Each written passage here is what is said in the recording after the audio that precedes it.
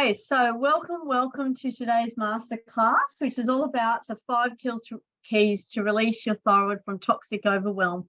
So I'm very passionate about this subject because we could be doing all of the things to help our thyroid wellness, and unbeknownst to us, because of the ubiquity of these environmental toxins and the plethora and the different types of them. Sorry, got a little Indian here. We could be doing all of the great things, but still be sabotaging our thyroid wellness because we don't know what we don't know, right?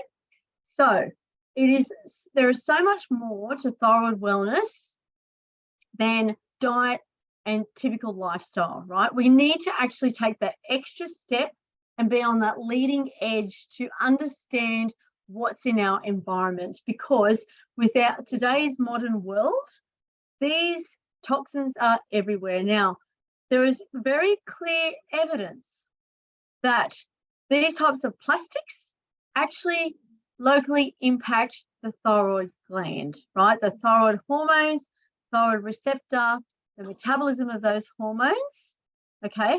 So if they are impacting the thyroid, these types of plastics or endocrine disrupting chemicals will also be impacting other glands with very similar tissue.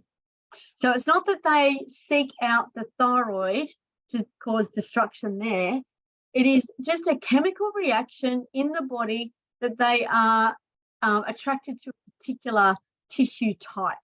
So that is called being lipophilic, okay, for want of, so lipophilics are fat-loving. So our glands in our body are predominantly fat.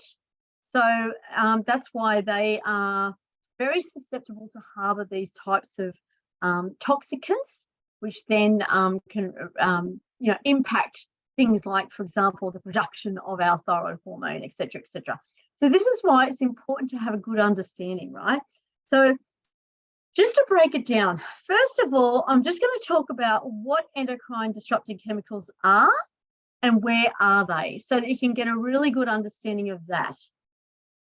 Then I'm going to talk about different ways. Like, so for example, just because something exists in a particular chemical doesn't mean that we are at risk, all right?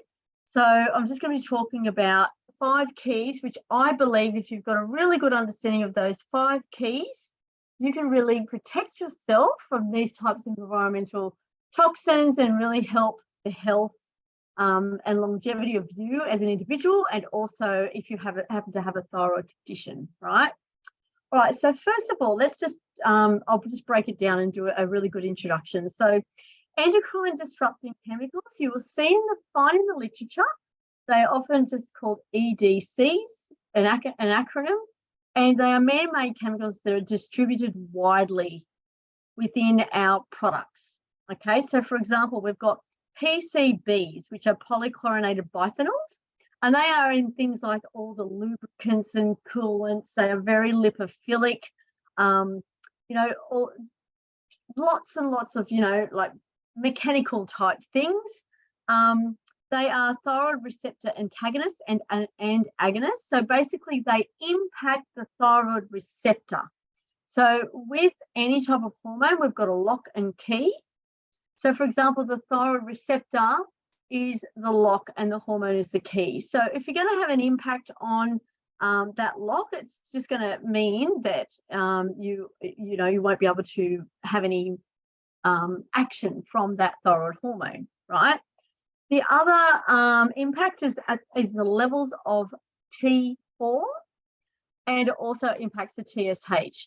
So you know what? You can go into all the science and look at all the reasons why, but at the end of the day, I feel that we just need to understand that it's going to impact our thyroid gland. It's going to impact the thyroid hormone function. And by the way, let me just interrupt myself and say, if you've got any questions along the way, please pop them in the chat, because I will allocate time at the end to answer questions, right? So that is PCBs, right? There's also a possible increase of thyroid autoantibodies with PCBs. Okay. Now, the other category is the organochlorine pesticides. So pesticides, glyphosate, all of these types of, like fertilizers as well. So it's not just pesticides, but also fertilizers. So all of these types of agricultural products, these actually contain endocrine disrupting chemicals as well. And that was a bit of a surprise to me. Now, with this particular area, there isn't any human studies, but there is a lot of rodent studies, right? So, well, what I find is where there's rodent studies down in the future, there might be, it might turn up, there might be other methods of testing, et cetera, okay? So we know that this glyphosate, actually resides in different tissues. So if that is an endocrine disruptor, it is going to impact the thyroid gland. And it is anticipated that it will displace T4 by binding to the receptor. So anything that binds to a receptor, it basically fills that receptor so that the hormone that's supposed to fill the receptor cannot work and cannot function. All right. It also impacts the liver via one of the pathways, the glucuronidation pathway. Okay. So the other area is things that are called polybrominated diphenyl ethers, and they are the phthalates and flame retardants, things like that. So flame retardants by law need to be in a lot of clothing. It's a chemical that prevents burns, so it's a chemical that will stop the intensity of if something catches the light, right? So they're in a lot of clothing. So if you wanted to be really, really vigilant about that, and I'll get into this later on, really be mindful of what clothing that you're wearing, but I'm not going to get into that right now, okay? The other area is your BPA. Now, this level of evidence is really high.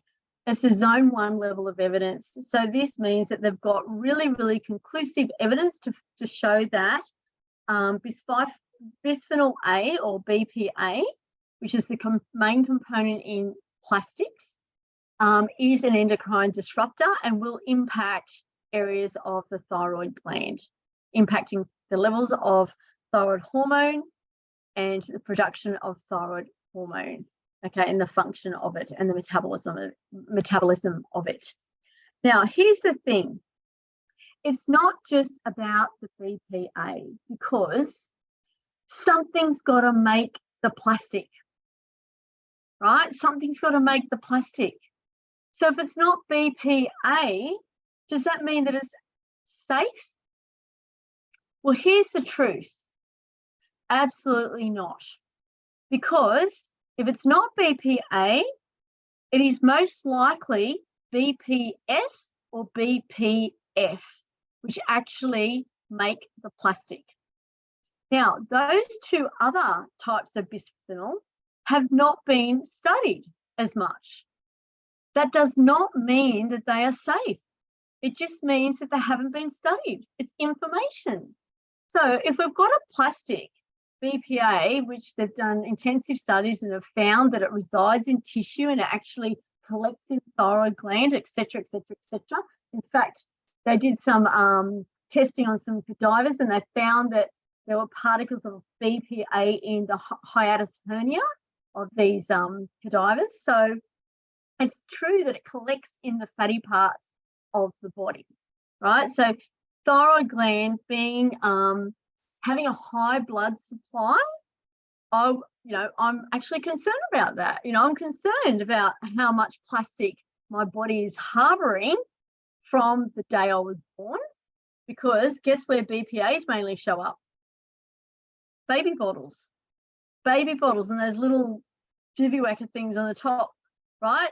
And all of that type of stuff. And guess what most people do? I don't know whether they do it now, but they put the milk in the baby bottle, put that in the microwave, heat it. What does heat do? It renders plastic unstable. It brings the particle into the liquid. Baby ingests liquid, endocrine disrupting chemical, impact on thyroid function, impact on hormones, impact on growth, pretty much impact on everything, right?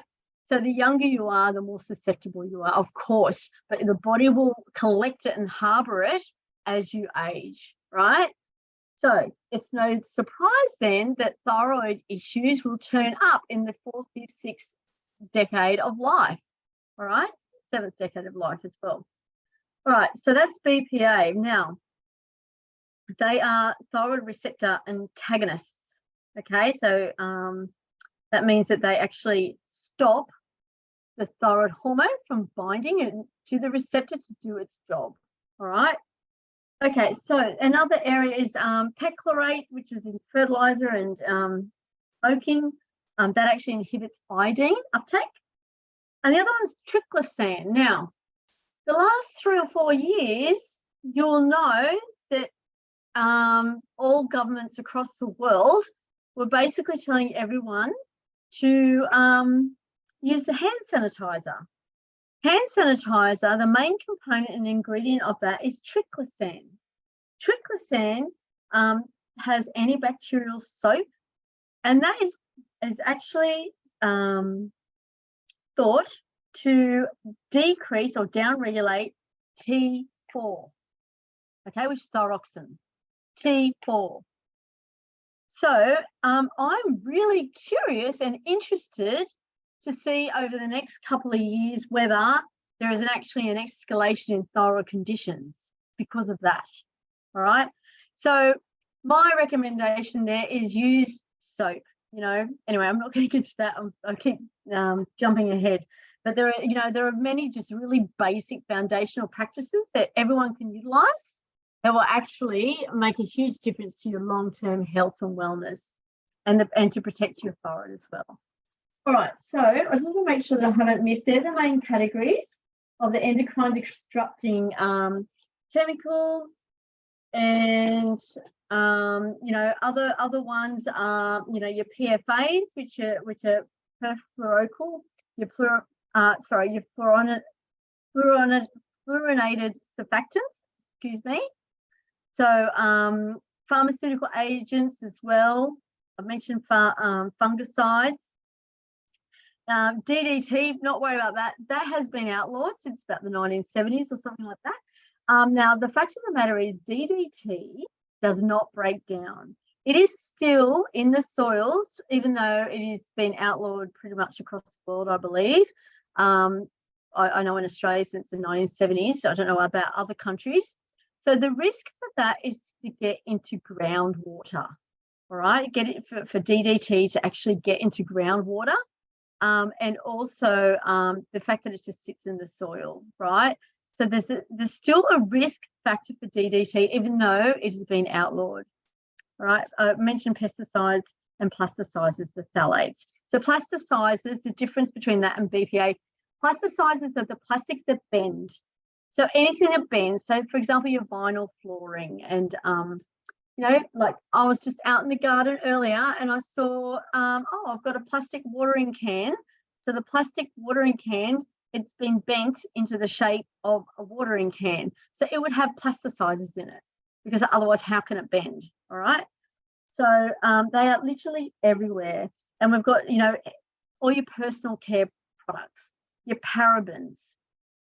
A lot of people are conscious and aware not to use makeup and skincare with parabens, but still there are other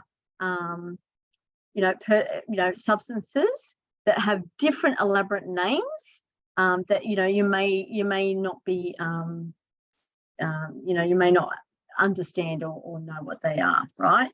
Okay, so let me just have a look. All right, so that's to give you a bit of an introduction of endocrine disrupting chemicals. They are literally everywhere. They are if they're in plastic, they're also in our waterways, they're in our oceans because plastic breaks down and is in the oceans, right? So they even if you do your very, very best, you're still going to be getting it in your body. It's literally impossible in this day and age, unfortunately. All right. So now I wanted to talk about how, what happens. This is pretty obvious, but I just want to go through it. So the main sites of us absorbing it are digestion, right? So the water we drink and the food that we eat.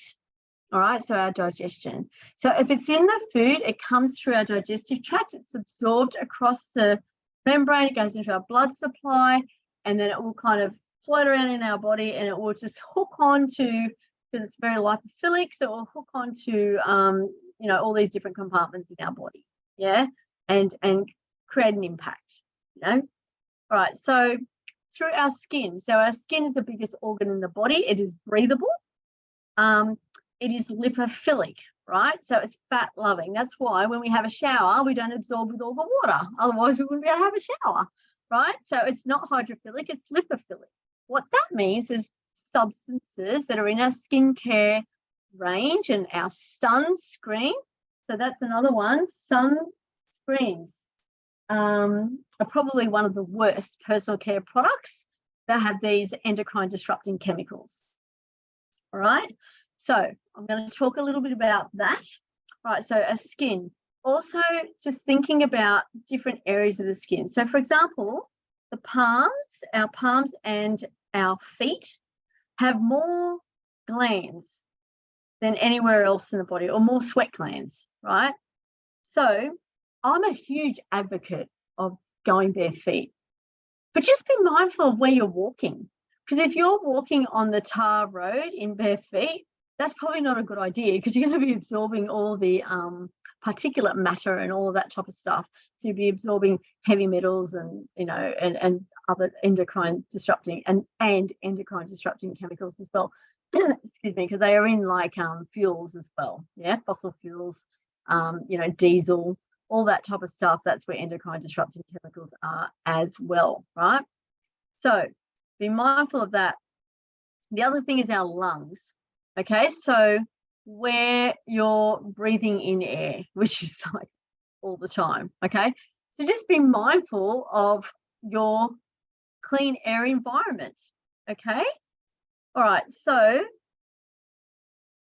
they're the ways that we absorb, all right? Skin, digestion, lungs. Okay, so now I'm going to go through the 5 keys to actually release your thyroid from toxic overwhelm. Okay, so it's an overwhelm in our body. Right. Number 1, this is key number 1, knowledge and understanding. If you don't know where these elusive, invisible chemicals reside, how on earth can you take measures to either swap or change your dietary and lifestyle practices, or avoid them altogether? How can you do that if you don't know? All right. So knowledge and understanding is by far key number 1. All right. So I'm just going to give you a little rundown of where all of the different products. Now, they are everywhere. So I'm just going to try and break it down to very, very simple, like everyday products that I see in my home, right? Okay, so things like toothpaste, the lining inside a can, the lining underneath the lid of a jar. So you might be getting a glass jar, which is by far the best way to house food, but the lining. So if you notice, the lid is on the lining. So a little tip, don't scrape the food off the inside of the jar lid. Just let that one go, right? So there's tiny little things and tiny little measures which over a lifetime add up, right? Okay, shower curtains, things like vinyl flooring, okay, glyphosate, insecticides, any type of plastic container that you buy your food in, any type of plastic container. Now, if you're buying things like rice in plastic, I would say that that's probably okay, right? Because, what are you going to do? Like, no, you can't get food. You can't actually always choose food if it's, it's not always in glass. A lot of it's not in glass. A lot of it's in can. You can't get it in any other way, right? So that's probably okay. However, what about things like soda water?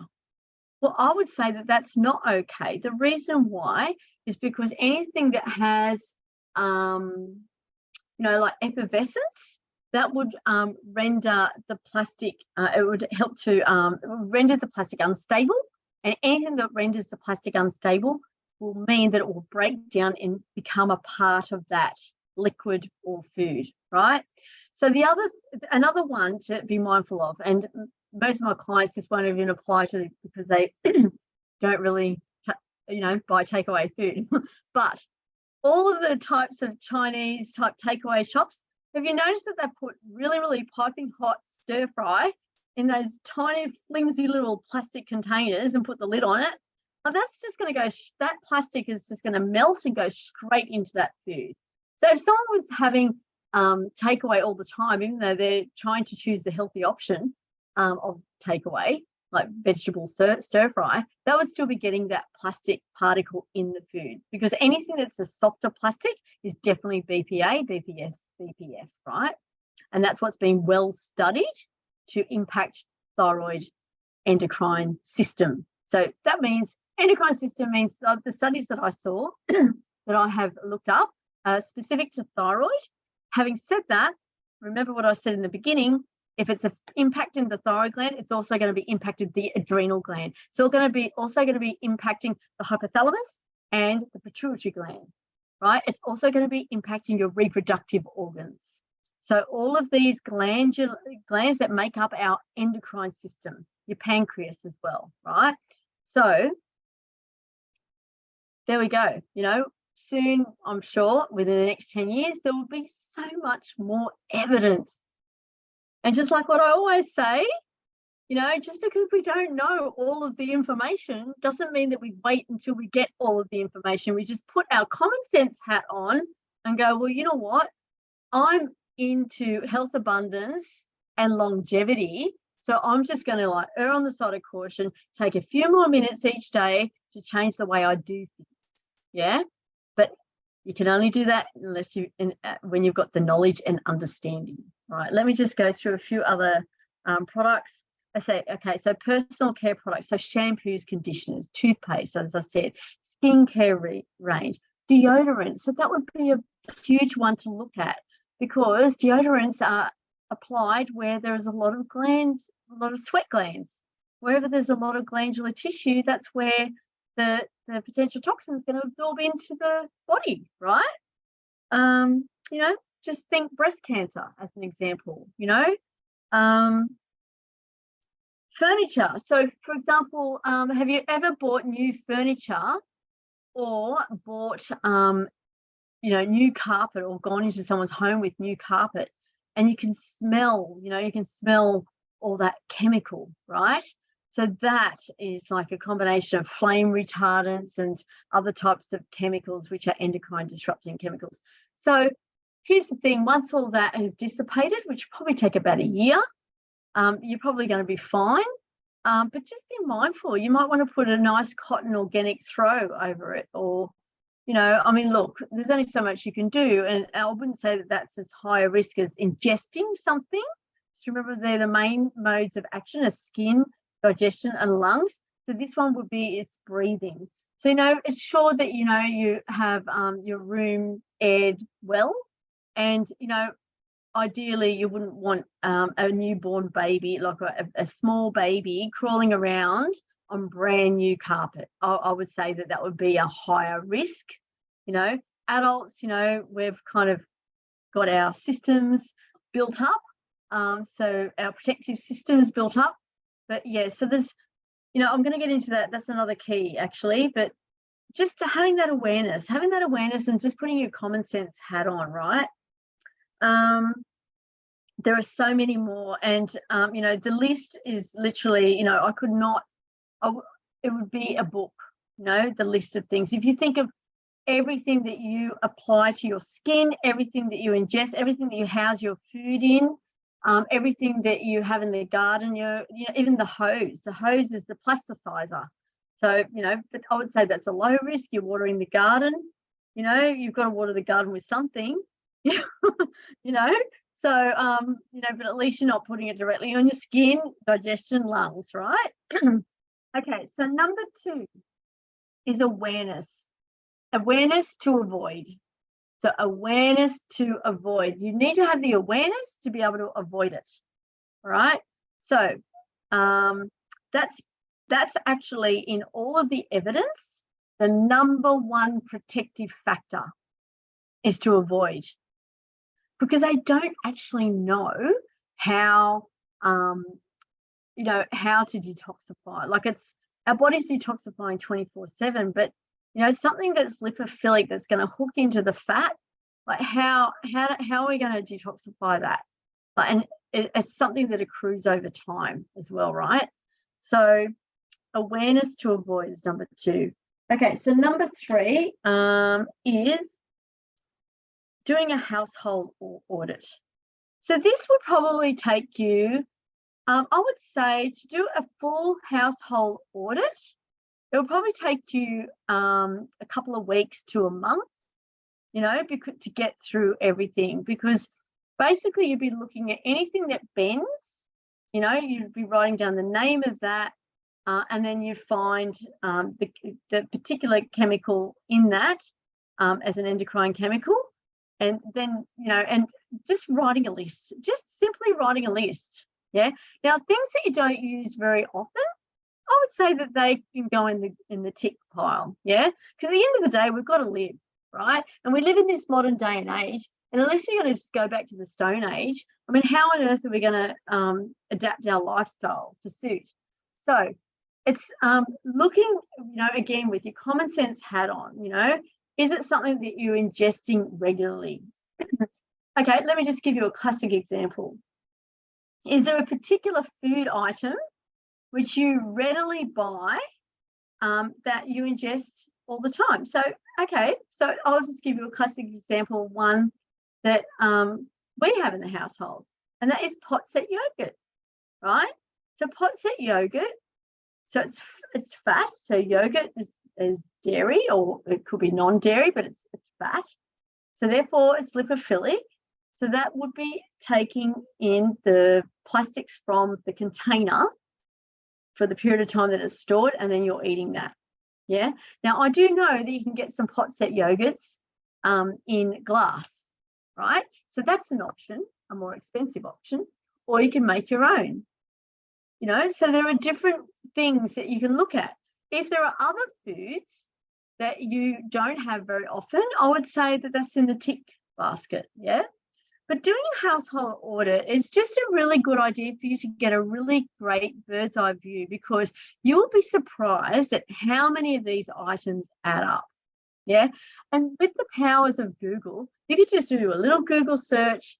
Okay, what chemical is in, XYZ, and it will come up. And in fact, there's some really, really great resources. And, it just put resource in the chat and we'll send this to you. There's a great article by Choice. So Choice is a publication here in Australia, and they are very, very thorough. It's a very, very thorough researching team, and it's written just for the general public. So there's no real techie terms. It's really, really clear to understand, and they break it down really, really well. So, if you're wanting that, just write Choice and we'll send that off to you. All right, so household audit is absolutely key. So number 4 is, I've kind of already touched on this a little bit, but number 4 is to apply the risk versus benefit, right? What is the risk to you versus the benefit, all right? So this would have to do with your typical day-to-day diet and lifestyle. How often are you exposed to said chemical? And therefore you can ascertain what level of risk that would be to you. And if you were to swap it out, would it be a massive inconvenience to your life? Is it something that you're just, that's just going to give me a headache? That's just going to cause so much more stress. Yeah, because we've got to look at the big picture. It's not all about the plastics. I'm talking today about endocrine disrupting chemicals and plastics. But at the end of the day, we need to consider, like, if you're a mum and you're working full time and you've got 5 kids or 3 kids or whatever, and you're absolutely full on, and just doing this extra step is going to throw your stress levels up to into the ethers, well, maybe you don't do that, and maybe you can look at something else, right? So there's always, with everything, there's a risk versus benefit. And I feel that just, at the end of the day, if you're going to put your, if you're going to do the very best that you can do, I say is good enough. Just be mindful, do the very best that you can do. Yeah. So if you're aware of, okay, I'll give you a classic example. Cling film. Cling film is pretty much in every household, right? Now, cling film is probably one of the worst because it's extremely soft. The softer the plastic, the more readily the particles will be released into the food, right? So if your life's just going to be too hectic without cling film, as an example, just be mindful to not touch the food. So don't wrap your chicken breast in cling film and stick it in the freezer. No, I wouldn't do that, right? So freezing can be awkward. Anything that's cold and unheated, it's probably it's not going to absorb it as much. However, ideally you want a freezing glass or a really good quality container. Excuse me. The stronger the container, the more stable that plastic is. Okay. Right. So getting back to cling film, if you are to use cling film, just make sure it doesn't touch the food.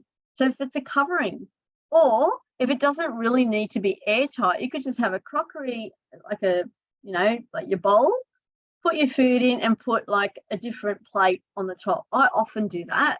If I don't have a container or I don't want to put it in a container, I don't have many containers in the house. So we always run out, right? Because I've only got probably, I don't know, half a dozen or whatever like that, something like that.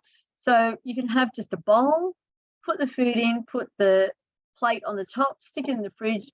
You're going to have it the next day anyway, and that's good enough, right? Okay, so risk versus benefit. Here's where I'm going to talk about sunscreen.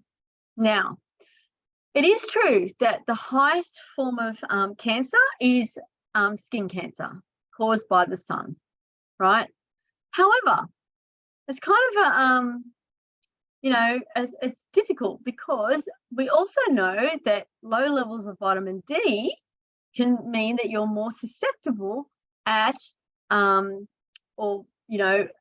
risk of some sort of gene malfunction, cell malfunction, which is basically cancer, right? Okay, so we do need to protect ourselves, but what you could do is you could seek out a zinc oxide, right, which is not going to cause any harm to your body. It's not an endocrine disrupting chemical, right? Because some of these, different substances in skin sunscreens, they're actually cancer causing. It's really, that whole industry there's a real problem with it because they kind of stop you from burning, but the chemicals are absorbed and they are, they could cause cancer as well, right? So if you're like slapping every single day and really from head to toe, I would say that that's a high risk. Yeah. So you want to use zinc oxide or a titanium type. Sorry, I forgot. Right, it's like a titanium base in a sunscreen, right? And also just not going out, zinc oxide and titanium dioxide. That's it. So and not going out into the harsh time during the day. All right. So making sure that you're actually making sure that you're in the sun like before 10 o'clock and then after 3 o'clock, etc., to get your vitamin D, right? So that's a really good way of applying your risk versus benefit application, right? So I would never put on the mainstream sunscreen products. I would never ever use them because they are really, really highly toxic. And being applying that on the skin. Your skin's fat loving, and you're just absorbing it straight into the system. Okay, so key number 5 is to embark on a regular detox. So we know that any type of chemical is our body's always trying to bring us back into balance. It's always trying to detox. Yeah. So, and that's happening whether we're actively involved or not. It's an autonomic process. But if you become actively involved in your detoxification process, you can imagine how much your body will benefit. So, for example, I recommend doing this at least 3 times a week, 3 times a year at least, or you could do it once every season. So really, you could set yourself up to do it in springtime. Spring is the perfect opportunity, beautiful time to detox, getting ready for summer. And then you could go again in, say, autumn, and then maybe at the end of winter or something like that. Yeah, so at least 3 times a year. And with detoxification, it's really just eating cleanly. And you can actually take it that step further and do an audit, as I've recommended today. And you can really upregulate your exercise, which is going to improve your body's ability to throw off toxins. So when I say toxins, I'm talking about all types of toxins, but specifically today I'm talking about endocrine disrupting chemicals. But we don't know how easily that our body is going to get rid of them. What we do know is that heavy metals and different types of toxins show up in the urine. Okay, so the urinary system is one way our body gets rid of these toxic elements. So if they show up in the urine with different tests, well, therefore, we're able to detoxify them. Okay, so doing a regular detox. So you can do it a couple of ways. You can either just embark on a clean eating plan, and if you're doing that day in, day out, you're absolutely miles in front, because you'll be detoxifying, you'll be up leveling and helping your body detoxify just, as a part of your daily life. But what you could do is you could compound that by taking like a greens powder, something that has some beautiful St. Mary's thistle. There's some chelating agents in there that help to detoxify your bowel, your digestive system, your liver, or the accessory organs. And that will just really, really make you feel so much better, so much lighter, so much clearer. So it's amazing how, like 3 or 4 days on a detox. And if you go really, if you step it up and take an actual supplement, that you can really, really make a huge difference. The other thing is to ensure that you're having adequate water, drinking lots of water, because our cells, the way they naturally detox is through the waterways, right? Our body is 70% water at least. So having enough water every day, and especially in the winter months when typically we're not as thirsty and we tend to drink less, I still, I'm often just thinking, okay, I've got to have the water, right? So ingesting, for all your fruits and vegetables, it's not rocket science. Honestly, it is not rocket science. But what you might want to do during that time is abstain from meat and fish for a period of time. Fish, there was a study done. I should put this in the one of the copy emails. There was a study done that actually highlighted that farmed salmon had 4 times more levels of PCBs, which is the polychlorinated biphenyls. Excuse me, hard to remember all these acronyms. 4 times more than wild caught. So if you're getting wild caught, that's amazing. Just letting you know, though, unfortunately, our oceans are pretty toxic. So what do? We want to have our omega-3s, but if we know that our fish are intoxicated with plastics, what do? Well, once upon a time, I would have said to have fish 3 to 5 times a week, but now I'm unsure. So if you're getting in, Atlantic salmon, that is by far the best. They've done studies on that. By far the best, not necessarily salmon, Chinook, and there's a few other like kingfish, etc. that is better. But also you could go for the smaller levels of fish, right? Because we know that with any type of seafood, the bigger the fish, fish eat smaller fish, etc., and then it accrues in the body. So that's more heavy metals. So you might, excuse me, you might want to have a look at having a really, really clean fish oil supplement.